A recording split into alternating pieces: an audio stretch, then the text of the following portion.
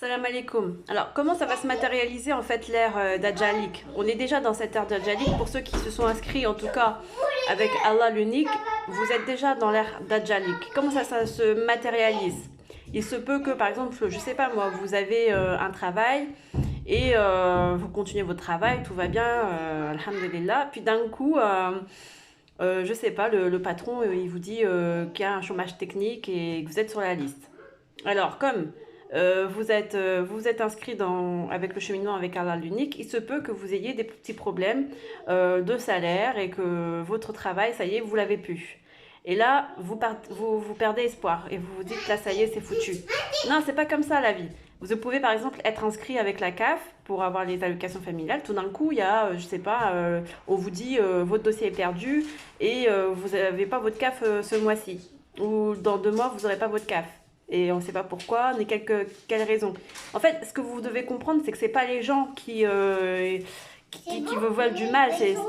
C'est juste que il y a des épreuves, il y aura des épreuves, et vous allez dire, oh mince, mais ça tombe toujours sur moi. Mais c'est juste parce que voilà, vous vous êtes désengagé petit à petit de ce système d'Adjalik. Même si vous allez bénéficier toujours de la CAF, parce que c'est votre droit, vous n'allez pas non plus, vous n'allez pas aller inventer un nouveau système de monnaie tout seul, c'est n'importe quoi. Enfin, je veux dire, vous allez toujours rester dans votre boulot. Sauf quoique, il y a des boulots qui sont un petit peu bizarres, notamment ceux qui mettent la 5G, tout ça. Je dis ça, je dis rien. Il y a des boulots comme banquier, tout et tout. C'est un petit peu bizarre aussi. Voilà, bref. Il y a des boulots où faut plus partir qu'autre chose. Faut pas chercher non plus le diable. Mais il y a des boulots, voilà. Je veux dire, c'est pas tous les boulots qui sont mal. Je dis pas que banquier c'est mal. Je dis que il faut faire attention. Faut prier Allah pour vraiment savoir dans quoi vous vous êtes mis. Moi, j'ai été banquière, donc je parle en connaissance de cause. Mais ce que j'ai envie de vous faire comprendre, c'est que vous allez vous mettre dans des situations, vous n'allez pas comprendre ce qui vous arrive, vous allez avoir des phénomènes bizarres, par exemple un truc que c'est dans votre droit normalement, mais comme vous vous êtes inscrit de plus en plus avec Allah, en partenariat avec Allah, etc., ben, il y a forcément des choses que vous devez aller réparer et qui vont mettre du temps avant de se concrétiser correctement.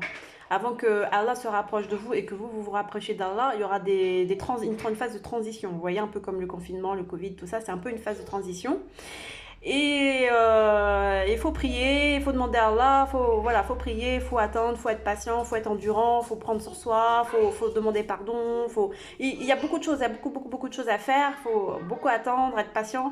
Et ça va pas être facile parce que ça va impacter sur vous, ça va impacter sur vos enfants, ça va impacter sur votre épouse, ça va impacter sur la société, sur vos voisins, etc. Mais c'est comme ça. C'est un cheminement, j'ai envie de dire, obligatoire, quoi. C'est le temps de vous enlever certaines traces, certaines saletés, certaines souillures, certains shirks, vous voyez, des choses comme ça. Et puis en même temps, c'est aussi le test pour savoir si vous êtes vraiment sincère dans la démarche. On va pas vous dire, oui, bah ça y est, j'ai pris Allah, j'ai fait mes 5 prières, c'est bon, alhamdulillah, j'ai tout ce qu'il faut, alhamdulillah, je suis bien, alhamdulillah. Bah non, c'est pas comme ça que ça marche, parce que au final, la substance, la subsistance que vous allez recevoir d'Allah, celle qui est, on va dire, halal, c'est pas marqué sur le papier ou c'est pas marqué sur le produit halal. C'est pas comme ça que ça marche. C'est pas parce que vous allez aller chez le boucher que c'est marqué halal que votre truc est halal. Non, c'est pas comme ça que ça marche. Ce que j'ai envie de vous faire comprendre, c'est que vous pouvez très bien hier partir à Carrefour, prendre un aliment, je sais pas, un paquet de biscuits et c'est pas marqué halal, mais quand vous l'avez acheté, c'était pas du tout halal. Et le lendemain, vous pouvez aller racheter le même paquet à biscuits, mais en fait, il est halal pour Allah. C'est simplement votre état d'esprit, comment vous êtes. Parce que dans le premier cas, peut-être vous n'étiez pas du tout dans l'intention d'être avec Allah l'unique. Et dans le deuxième cas, vous êtes dans l'intention d'être avec Allah l'unique. Donc, tout ce que vous allez recevoir, c'est Allah qui va vous le donner. Et non pas dans le premier cas, c'était le système d'Ajalik. Et donc le système d'Ajalik, c'est plus facile parce que vous allez avoir votre argent rapidement, vous allez être content, tout est bien ficelé, le médecin il sera là, quoique. Maintenant, on voit bien avec le confinement, de toute façon, on ne peut plus mentir, on ne peut plus se voiler la face, il y a des choses qui vont plus.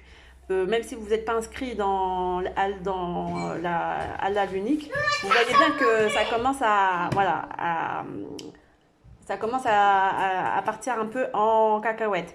Et comment ils veulent faire, vous faire comprendre que l'ère Dajjali qui va vraiment être, il va être vraiment une norme officielle, c'est quand vous allez avoir votre vaccin et que vous pouvez avoir accès à tous les passe-droits, à tous les aliments, sans crainte, sans rien.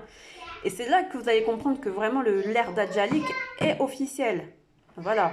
Mais il est déjà là.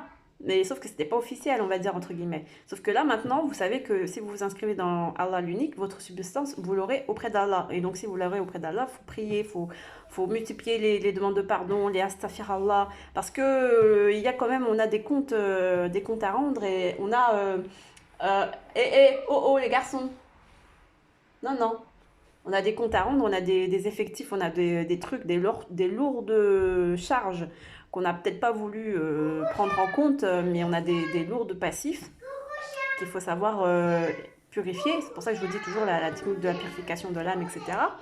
C'est avec l'aide d'Allah, et si Allah le veut, bien sûr. Si Allah veut bien de vous, et bien, veut bien, et que vous vouliez aussi d'Allah, eh bien, il faut savoir tout ce cheminement qui sera extrêmement difficile, très, très, très contraignant. Et il faut, des fois, bah, il va vous dire, Allah peut vous dire, change de ville et va dans une autre ville sans vraiment savoir comment, avec quoi. C'est juste le fait de sauter le pas et de faire le nécessaire dans la volonté d'Allah. Après, savoir comment vous allez faire les choses et tout, ça c'est... Non, ça, faut avoir la confiance. Vous voyez, il faut sauter le pas. C'est comme, il y a un proverbe qui dit, il faut sauter de la falaise. Et pour sauter de la falaise, est-ce que vous êtes sûr que derrière, il y a un trampoline? Ça, on ne sait pas. Ça, Allah le sait. Et pour avoir confiance en Allah, des fois, il faut sauter le pas.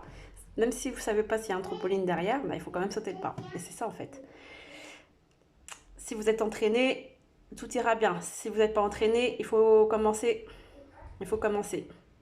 Et les histoires des prophètes, notamment avec Abraham, paix sur lui, ben, ça vous montre toute la dureté de l'épreuve. Salam alaikum.